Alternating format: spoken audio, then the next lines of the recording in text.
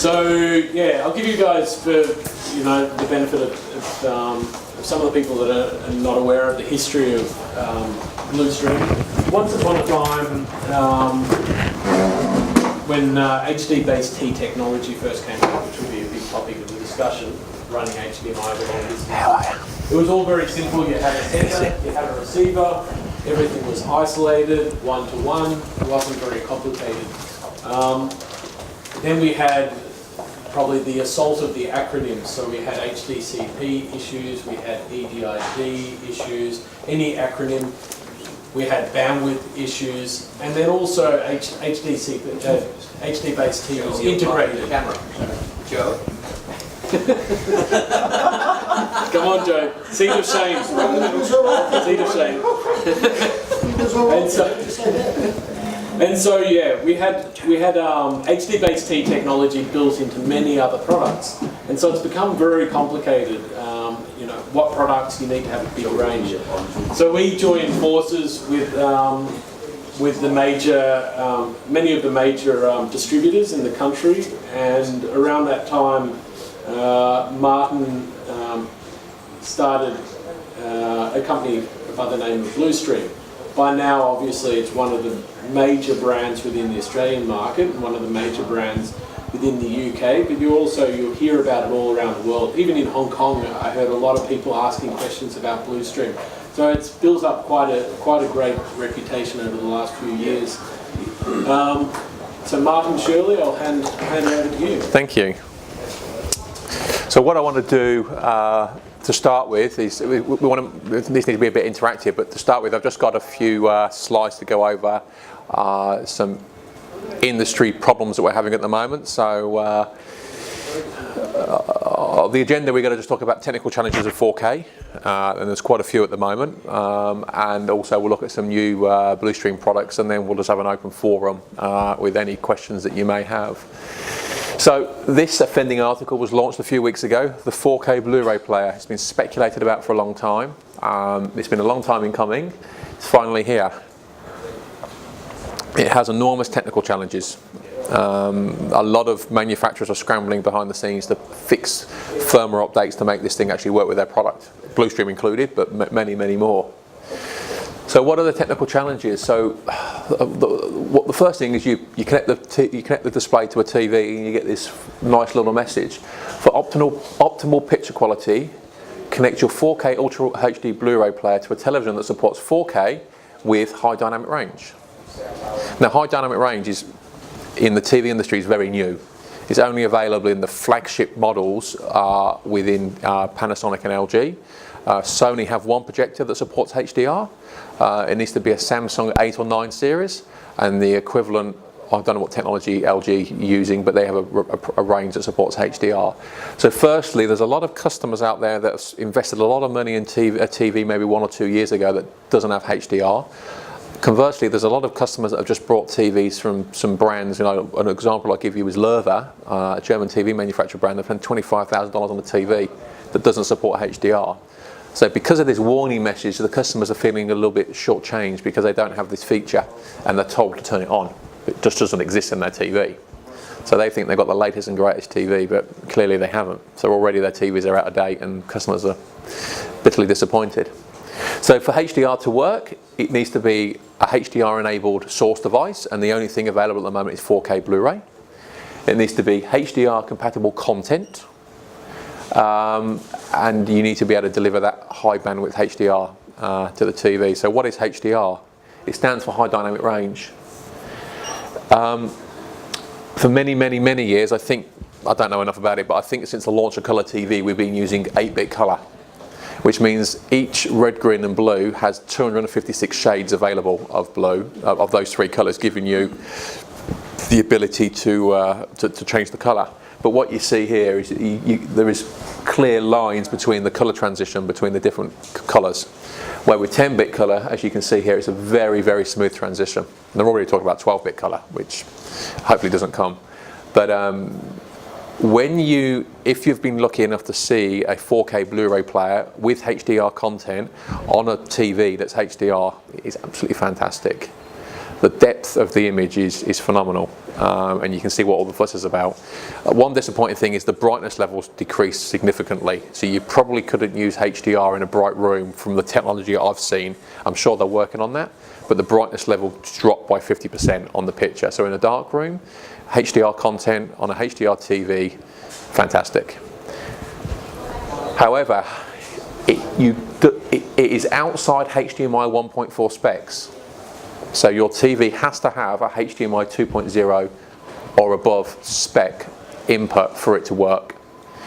Most older 4K TVs don't support it anyway, and it increases the bandwidth on the cable significantly.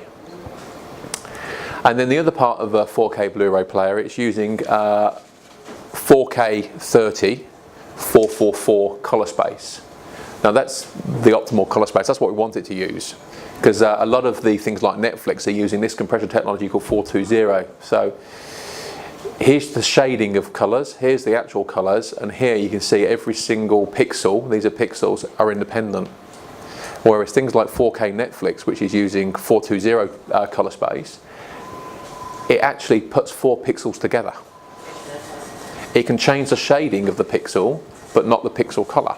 So what we're actually getting is 4 purples and 4 yellows, where what we want is that array of colors.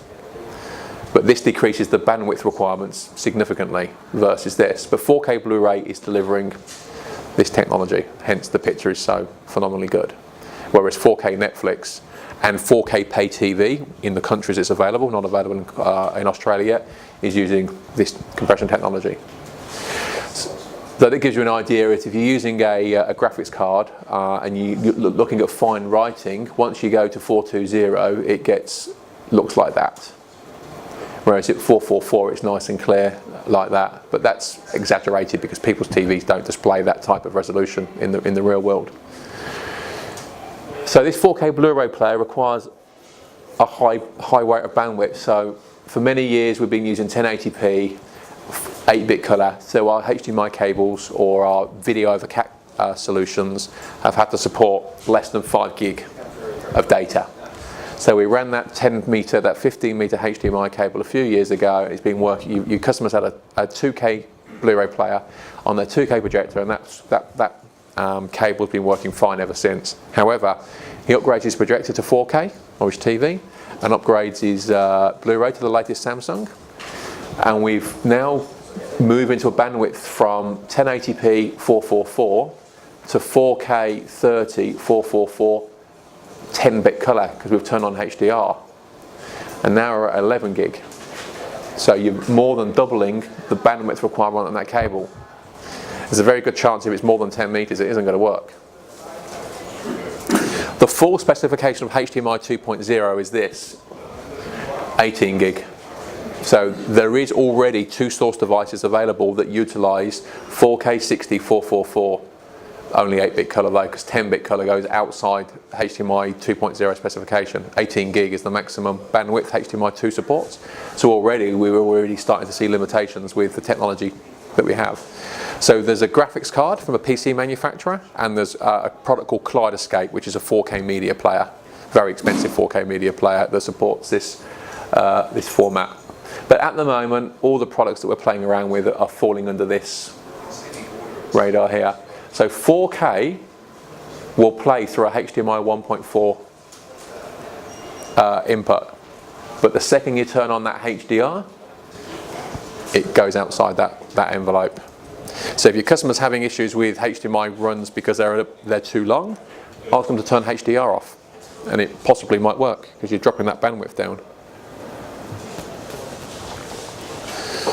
So I've spoken to a handful of flagship cable manufacturers, and I've asked them, what is your longest cable run that you're quoting for full-blown 18 gig 4K? And the answer was 7 meters.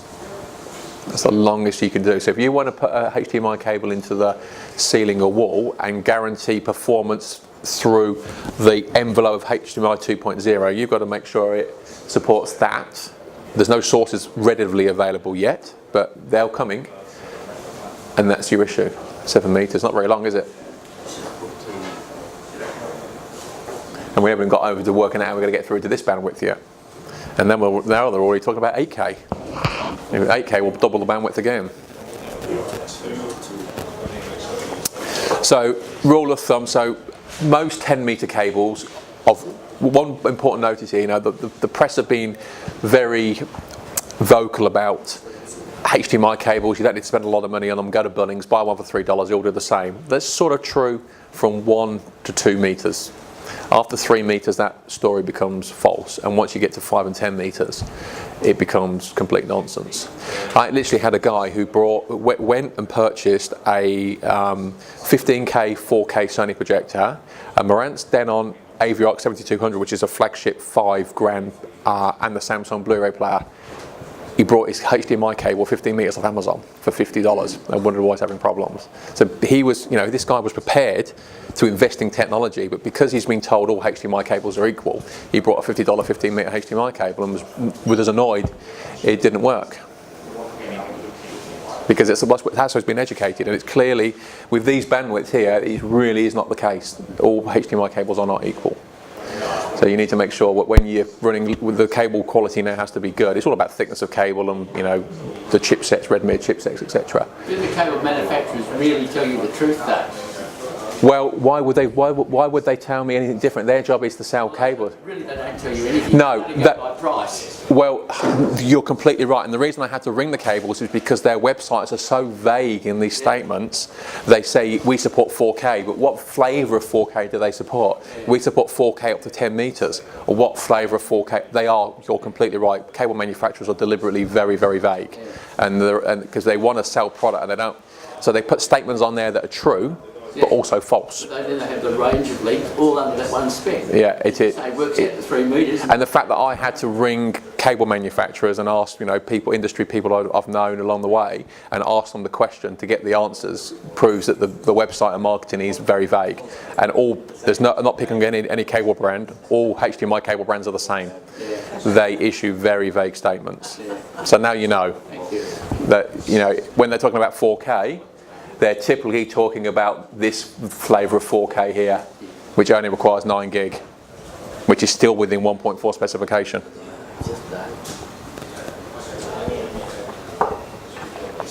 Okay, and another thing, so Blustream, who I represent, manufactures solutions that use the HD-BaseT technology, and many other brands, whether it's Warstorm, Key Digital, Atlona, Geffen, there's loads of brands that use this chipset. Currently, today, the HD-BaseT chipset will only support up to 10.2 gig.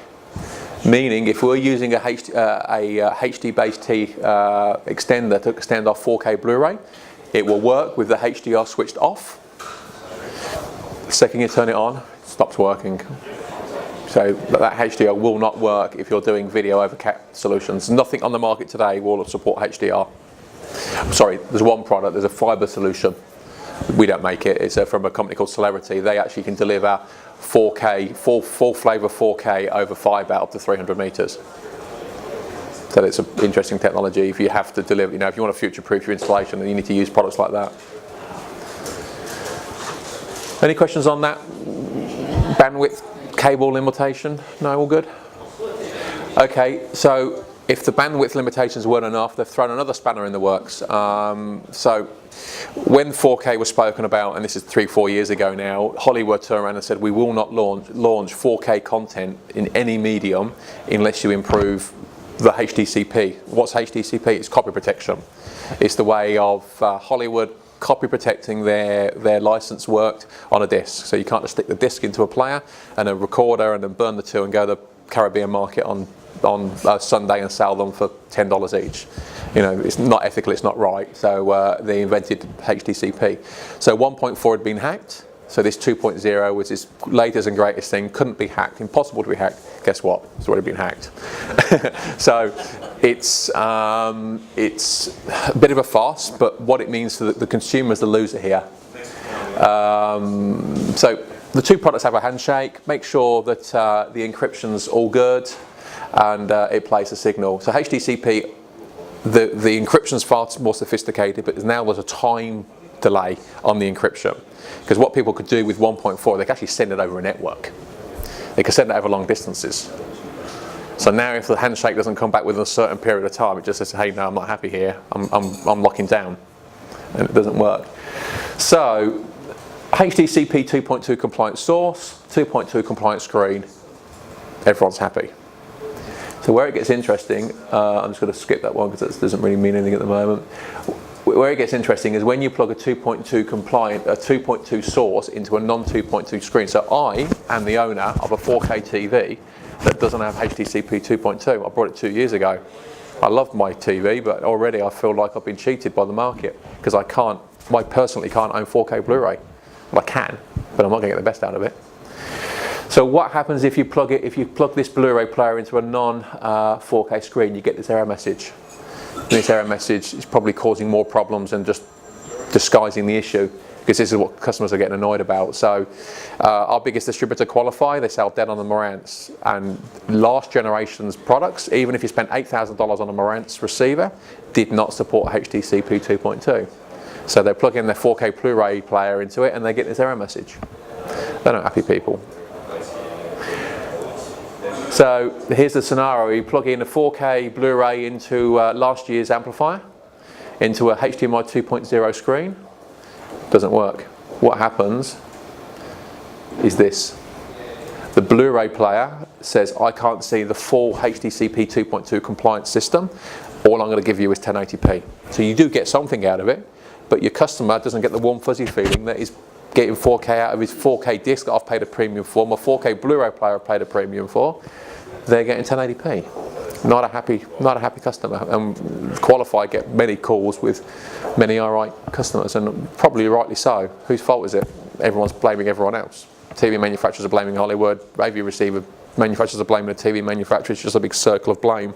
It really would be interesting for someone to take it to VCAT, because I'd love to know the outcome and how VCAT would look at it. You know, JB Hi-Fi sold me a 4K screen and a 4K Blu-ray player, however they don't work.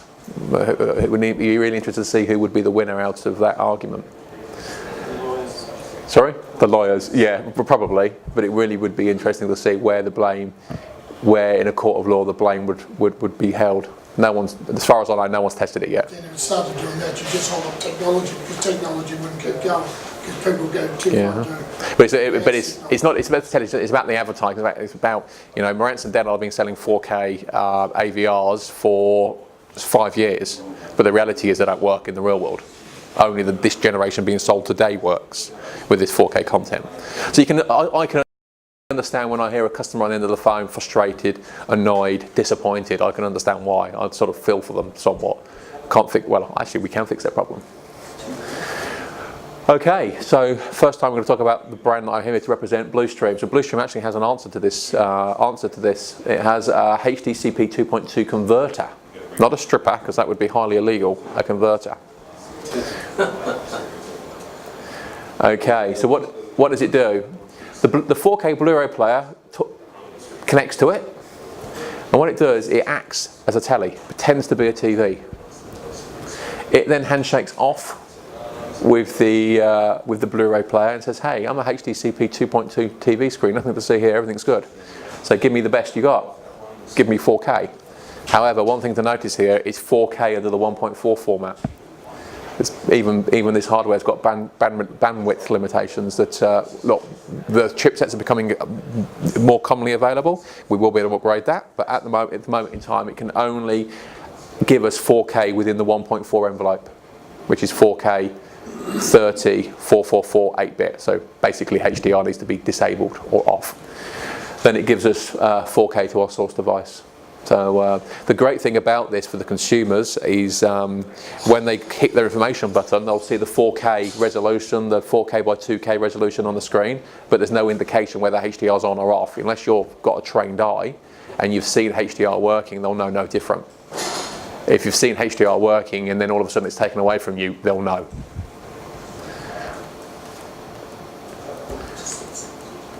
Okay, be careful when you're specifying AVRs now that they claim, see that a lot of cheaper AVR, I know what brands you sell here, and I don't think any brands here are a corporate, but some of the cheaper brands in the market claim to be HDMI 2.0 spec, But to claim that, you only need to support one or more of the features. So they actually support HDCP 2.2, but not the full bandwidth. So they won't support HDR. But the brands that you do aren't affected by that. I think it's a couple of brands that aim at a bit lower end of the market that have that. So you need to just make sure when it says 4K, it's talking about 444 and pure color. The problem is with HDR, it's called so many different things. It's called HDR, it's called pure color, it's called 10-bit color. All means the same thing. Pure color means there's a whole different words. There's no common theme for that technology. So a couple of other products that Blustream have got to help you through this 4K transition. So you've got a 4K source device and you want to send it to multiple TVs.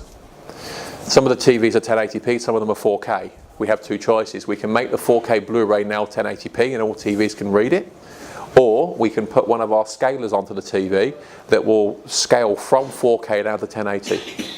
Two products. The first one's just a one in, one out, and it just scales. You set the scaling resolution here, the EDID settings here. So 4K in, 1080 out. Or we have the splitter, which has got 4K in, 4K out, and 1080p out. So you would typically put this at the source device. So it's giving you both a 1080 and a 4K output from a source. Okay. We've also upgraded all of our matrix switches to support HDCP 2.2. So it's just simple. We just get now a V2 at the end of the model number. But whilst we were doing that, we added a few of the features the market's been asking for. The first one is a web GUI, which enables us to do an iOS app on Android as well. So this supports hosts the website internally, so you can just type in its IP address and control and configure the system via a web GUI rather than doing it the old-fashioned way with a serial cable. On the analog outputs, sorry, they are here. We have volume control now, where the old version used to be fixed volume. This has actually got variable line level volume control. So you can see here on the web GUI you've got a volume control. So the three setup features is HDCP 2.2 compliance, volume control, and web GUI. This is going to be 20%. Well, this is 20% more expensive than the version 1. For the time being, they're going to run side by side because some people don't want these features and they'd rather just have better value product. The market at some point will say, well, we don't want the old technology anymore and only do this version. But till then, we'll let the market decide on how we go. So there's a version 1 and a version 2, and it's 20% more for the version 2.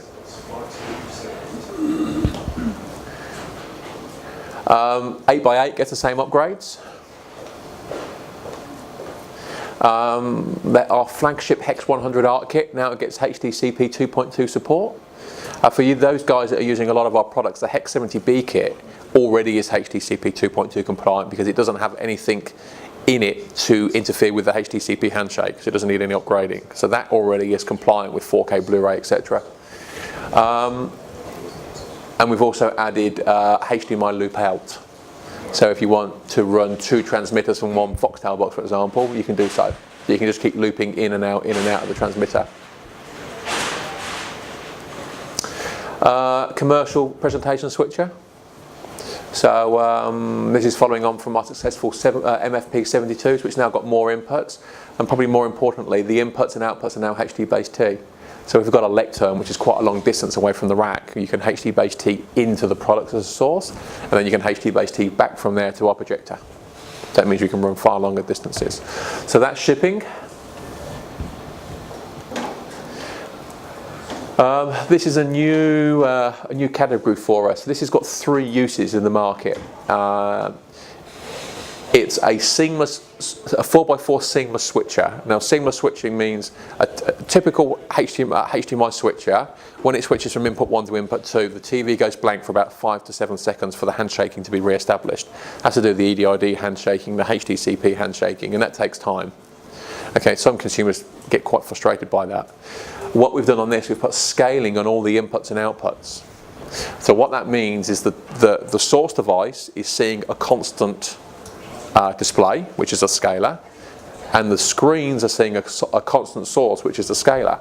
So when you go from input 1 to input 2, it takes 1 frame to make the transition. 1 frame is 1/50th or 1/60th of a second. So it's basically instant. So input 1, input 2. No delay whatsoever. So that's quite a cool feature. Because we've got scaling on board, we can do a whole load of other clever things. We can do video wall. So we can actually say to the unit, give me input 1, but split it into 4, and then put a quarter of the picture on 4 screens. So we can do a 2x2 or a 1x4 horizontal or vertical video wall. So you can have 4 TVs that way, or 2 that way and 2 that way. So if a customer wants a really big picture, doesn't want to spend $100,000 on a 100-inch screen, they can just go and buy 4 55-inch Samsung TVs for $1,000 each, a bracket, bolt them together, and this will give you the 4-screen overlay with full bezel correction as well, so we can actually move the image to compensate for the bezel. So of course, with this technology, smaller the bezel, better the outcome.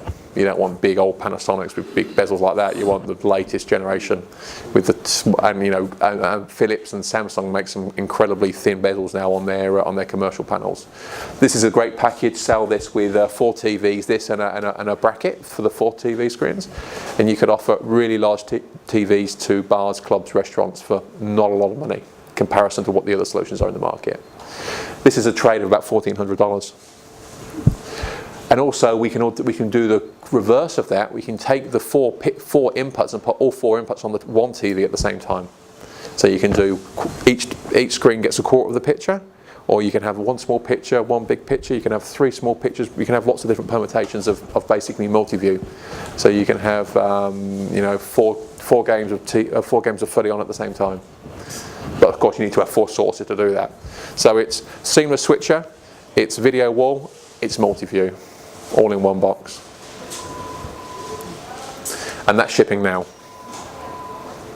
It's a hell of a good price point. The competitors out there, so double the price. Yeah. When we put the mail shot out last week, the response we had was incredible. This product has quite a long wait period because people look at it, spec it into a job, the sales come 3 months later. But don't be disheartened, they will definitely come. We air freighted a small number and they've already gone, but there's another air freight on the way. They'll be back into stock next week.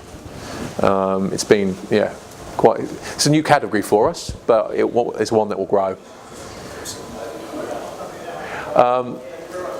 Reluctantly, we've done this, but we do quite a lot of business with HDMI extender kits with antenna satellite installers, and they were saying, "Oh, your HD-BaseT extender kits are too expensive." Well, they're expensive because they work. So we've had pressure a lot. People want. So basically, this is almost half the price of the HD-BaseT version. So there's no PoE. Only supports 1080. Only supports 1080. So there's no 4K. We don't want to make it too good, because we don't actually want people to use it. This is a product we want people not to use. They want people to use the HD-BaseT because HD-BaseT is uncompressed, PoE, latency free. Well, this is none of those. This has a small amount of latency, has compression, but it's affordable and it's tiny as well. It's and really thin. I'm not sure. Have you ordered any of these yet? No. It's up today. Yeah. So it's available. It serves a purpose. People that look at, and my recommendation for the World Radio Part staff is show them the HD-BaseT solution first. And if they say, "Oh, that's a bit more than I want to pay," then show them this. The HD-BaseT is such a better solution. It is far more sophisticated in every single way. And for you guys that have been selling the H70B kits for a while now, they're not. They fail, but the failure rate is so low. It's you just shouldn't be selling anything else unless you have to. And then a new category for us. There's a lot of coaxes in a lot of houses, and some people just can't. They don't want to pull their walls apart. They don't want to smash their houses apart. They want to utilise that coax for something more useful. This enables you to turn a coax into a HDMI cable. So 120 meters at 1080p. You can't do 4K over coax. You need 2 coaxes to do 4K. Not practical in the real world. Most people have got 1 coax going from A to B. And you can't do PoE. So you've got to power both ends. You've got infrared receiver, infrared emitter, so you can stick a Foxtel a target on the TV and control the Foxtel box. So it's going to be an interesting category. Now, this is a complete new direction for Blustream. This is something we've been working on behind the scenes for a year. We've literally, you're going to be the first audience. We spoke about it in public. We had a big news campaign about it yesterday. We're launching this at the Essential Install show in the UK next month, in a few weeks. HDMI over IP, the acceptance level, and so for a while, HDMI over IP, people have walked away from it. It's been complicated, it's been confusing, it's been poor performance, but the chipset manufacturers have really come to the party now and developed some very, very clever technology. So we've started to implement that. So what is HDMI over IP? I'm going to go miss that, it'll take too long. You need 4 things. You need a HDMI over IP transmitter. You need a HDMI over IP receiver. You need a network switch. This is the important bit. You need a managed gigabit network switch. So not the cheapest switch money can buy. You need to go and spend a little bit of money on a Cisco, Netgear, D-Link, small business type of network switch. Preferably PoE, it makes your life so much easier if you invest in a PoE one. And of course you need category 5 or above cable, Cat 5, Cat 6 cable. Okay, so the system will work in, it's got 4 different modes it will work in. The most commonly used one will be what we say many-to-many, so basically a matrix configuration. So multiple transmitters to multiple receivers. And the limit on transmitters is 255, and the limit on receivers is 255. So pretty big system. And 255 plus 255? yeah. So, and then the only difference is there's just the numbers at the end of the IP range. And actually, if you're a clever network engineer, you can extend that. Yeah. But you've got to be, so we're just saying 255, 255, but you can actually go higher than that. So you need some big switches to do that. Okay, so that's configuration number 1, probably the most commonly used configuration. Configuration number 2 is the same, so many to many, but because we've got scalers on board of each of the receivers, it gives us the ability to do video wall into any permutation you can think of. So we can just say to each transmitter to transmit that signal to multiple receivers. You can do 2x2, 3x3, 4x4, 5x5, 6x6. It's almost no limit to how many you can have. Whilst you're doing video wall, you still can do many-to-many. So you can still have additional receivers working in a traditional fashion. You don't need a specific controller box in the system? No, we're very, very careful not to have to do that. It's quite an annoyance to people to have a third product just to control the system. Okay, another configuration is 1-to-1. In this configuration, HD-BaseT is more cost effective. So HD-BaseT still has a huge part to play in the market for a long time yet, but this is possible. But this is where it gets interesting, 1-to-many, with no switch, because what we've done, we've put, each receiver has a 2-port switch on it. Input, out, well, it's not an input and output, it's a switch. So that output can be used to get Ethernet to a TV, or it can be used to run a second one, a third one, a fourth one, a fifth one, and you can have 255 receivers. You do need to power these if you're doing it in this configuration, because there's no switch to issue power to the receivers. But you know, Foxtel to 10 TVs in a bar, perfect solution, and cost effective when it gets to that point. I think that displays in a big box retailer where you've got 10 TVs or 50 TVs. Yeah. For one suite.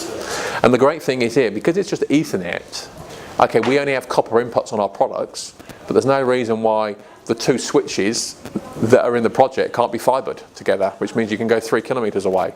So in something like this, think of something big like a train station or an airport where you've got all these different areas.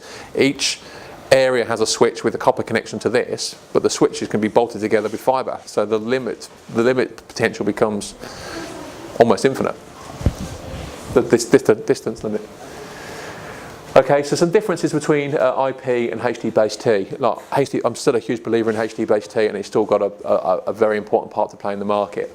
So IP benefits is virtually unlimited in size, and it literally is unlimited if you've got the IP network skills to be able to deliver that. It becomes more cost effective, especially when you start getting above 8. I'm not sure if you guys have seen the price list for a matrix switchers. 4x4 and 8x8, they go up nice and proportionately. The second you go to 10x10, 12x12, 16x16, the pricing just goes off the chart. Now, like a 16x16 matrix switcher is 25,000, where an 8x8 is 4,000. So go figure, how do you get from 4 to to 20.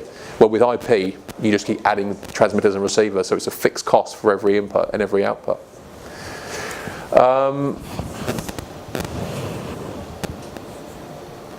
And IP uses far less bandwidth than so HD-BaseT is completely uncompressed, so it uses that full 10.2 gigabits, where IP compresses down to 850 meg.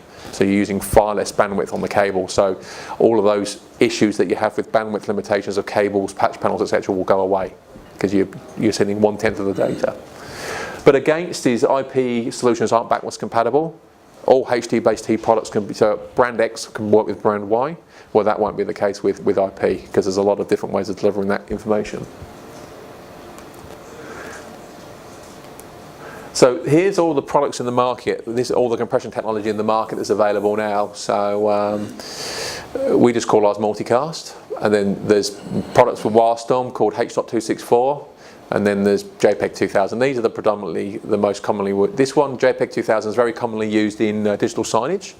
It's very good at displaying still images, but not very good at moving images. You get a lot of latency, a lot of artifacts, very little compression. I think the entry level, the older Wildstorm one uses that as well. JPEG 2000, yeah. Series or whatever. Yeah, that's right. But they have a 264 as well. Okay, so they've all got their places in the market, but the important thing to see here is, look, this is 4K compliant. These aren't. Well, that one's 8K, but that's just totally away with the fairest price point. No one will implement that yet. It's just so expensive. But 4K, so all of our products are 4K from day one. HDCP 2.2 approved, etc., etc. So they've got all the technology they need today. Latency is 1 frame, so 1/50 of a second latency. And if you leave it on what we say best effort, which means use all the bandwidth you require, there's no artifacts, there's no shadows. It literally is, if you do an A/B comparison, the before and after, the differences is tiny, and you would need a very big screen to be able to see the differences. And if any of you guys are coming past Mount Waverley, feel free to come and have a look. We'll be shipping this in September, so before you can have it here. When you're using sort of all the bandwidth that you can, I'm assuming you need gigabit switches. It has to be a gigabit switch. Has to be a gigabit switch. With good processors too. Yeah, but well, basically, I'm not going to go into that. We're going to the hardware will work on any good, fully managed switch. But as a business, that we can't be an expert in all the different brands. So what we're going to do, we're going to support these 3 brands of switches, and we're probably going to sway quite heavily towards this brand only because their support level is awesome in Australia. You try ringing these guys for support, it is a basket case. Biggest company, worst support. The support that you get from these guys is phenomenal. So we're probably going to sway towards this, but we'll support these as well. And when I say support, I mean we'll give you the config file for the switch. We'll give you the cheat sheet for the switch. So we'll give you, turn on the switch, its default IP address is this, the username is this, the password is this, go into this setting, click this box, because you need to change 5 settings in the switch. That's it, 5 settings. But you need to know what they are and where to find them. So some of the competitors in the market that offer our level of performance are limited to the switch because they're doing the switching in the switch. We're not doing our switching in the switch, we're doing it in the receiver transmitter. So reiterate for you guys as well, there's D-Link domestic range stuff. No, basic switches. Don't touch. No, we've tested it and it doesn't work. They just can't handle it. No, they haven't. Yeah. So they're the 4 features you need to make sure your switch supports. Any small business layer 3 managed switch has these 4 features in. So I'll give you an example. The SG300 from Cisco, which is what you need, 24-port PoE, $700 trade. The equivalent D-Link's about the same, $680. So we're not talking about majorly expensive. They're just small business switches. But what they are not is stuff you buy from JB Hi-Fi for $99. It's an important thing. So IGMP snooping, that's just about the messages each transmitter and receiver gives out so they can be found. There's an IGMP snooping table. All the products need to be on that so they can be found. Jumbo packets. Standard Ethernet uses very small packets of data to send information across.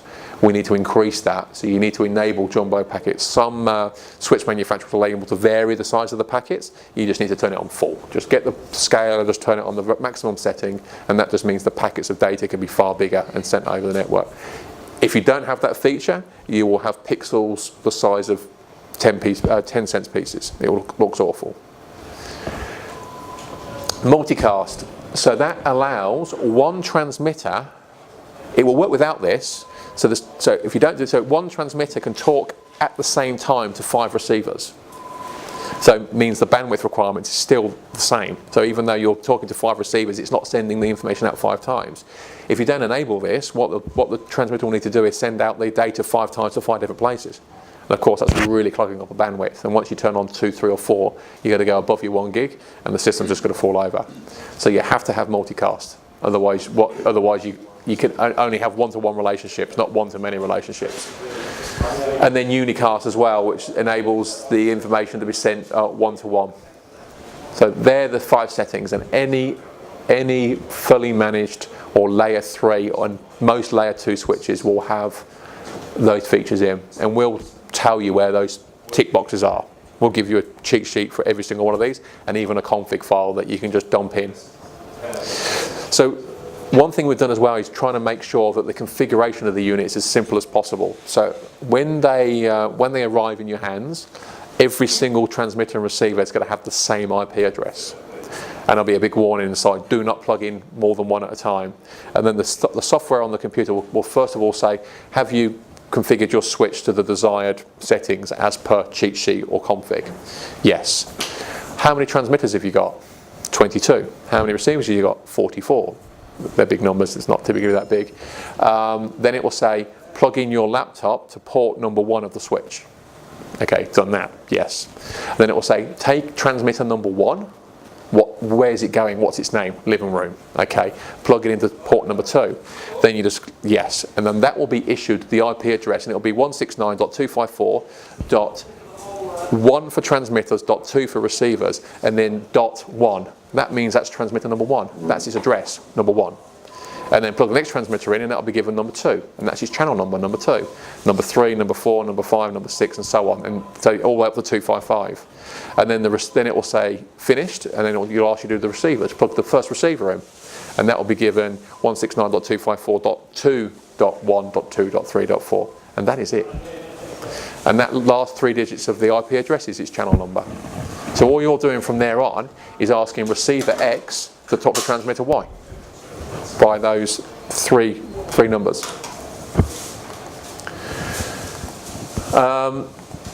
Because it's multicast, the IR and IP control is very cool, because it means you can send a RS-232 command to any location or multiple locations at the same time.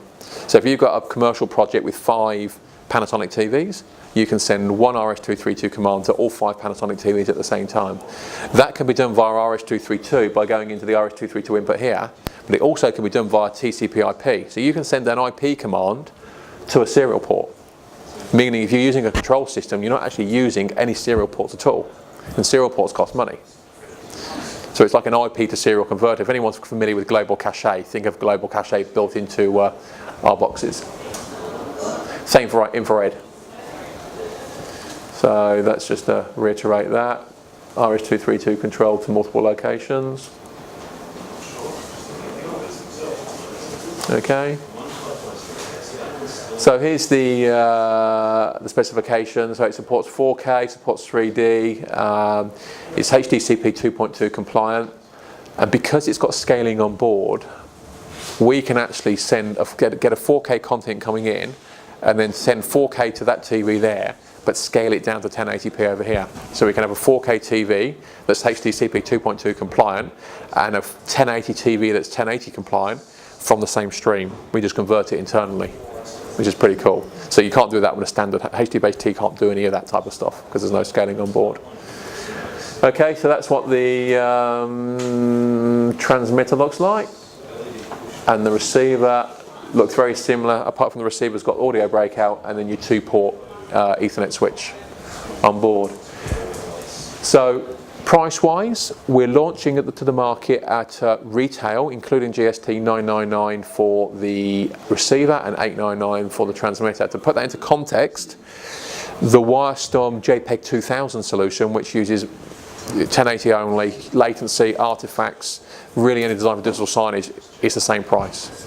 So we're going to market with all the 4K features and the lossless and the latency-free solution at the same price as the competitors' JPEG 2000 solutions, which have got all of those bad features. Shipping small quantities in August, larger quantities in September.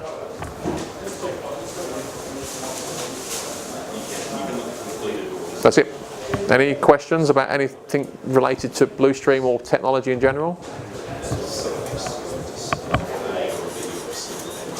No questions?